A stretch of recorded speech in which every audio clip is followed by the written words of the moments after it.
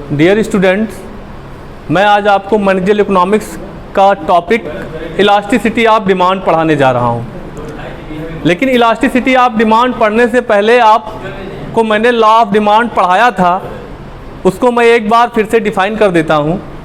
Law of demand कहता है अगर सारे फैक्टर कांस्टेंट हैं तो उस समय जो प्राइस और क्वांटिटी का रिलेशनशिप होगा वो इन्वर्स रिलेशनशिप होगा। इन्वर्स रिलेशनशिप का मतलब जब किसी प्रोडक्ट की प्राइस बढ़ेगी तो उसकी डिमांड कम हो जाएगी, और अगर किसी प्रोडक्ट की प्राइस घटेगी तो उसकी डिमांड बढ़ जाएगी।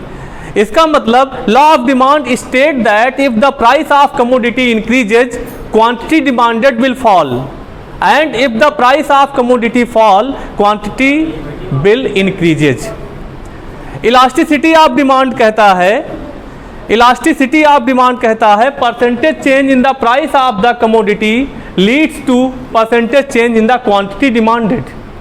Percentage change in the price of the commodity यानी जितना परसेंट किसी प्रोडक्ट की प्राइस में चेंज होगा उसी के हिसाब से क्वांटिटी डिमांड बढ़ेगी या घटेगी। कॉन्सेप्ट इसका कहता है अगर किसी प्रोडक्ट की प्राइस 10% बढ़ती है तो डिमांड कितना परसेंट प्रभावित होगा? We know demand will fall, if the price increase demand definitely fall by more than 10%। if the product price increase more than 10%, that what happen means unit elasticity of demand always says as per the increase in the price the same proportionate change in the quantity demanded by less than 10%।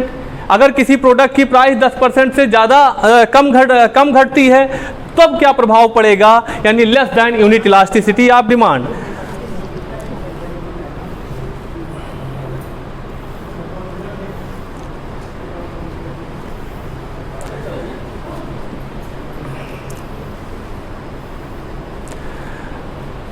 According to the degree of the change in the demand, the elasticity can be classified into 5 ways: perfectly elastic,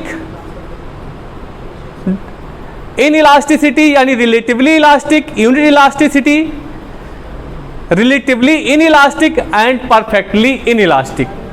It means perfectly elastic means perfect elasticity of demand।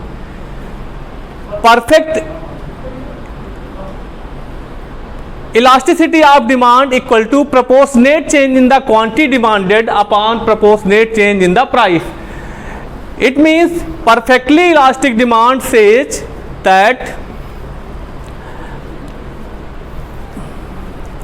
this is the perfectly elastic demand means this is the price sensitive quantity demanded। इसका मतलब ये है कि थोड़ा सा भी price में अगर परिवर्तन होता है यानी प्राइस किसी प्रोडक्ट की घटती है या बढ़ती है, अगर घटती है तो उस प्रोडक्ट का डिमांड इनफाइनाइट हो जाएगा। इनफाइनाइट का मतलब कि उसका डिमांड कोई भी क्वांटिटी उस पर बिक सकती है ज़्यादा।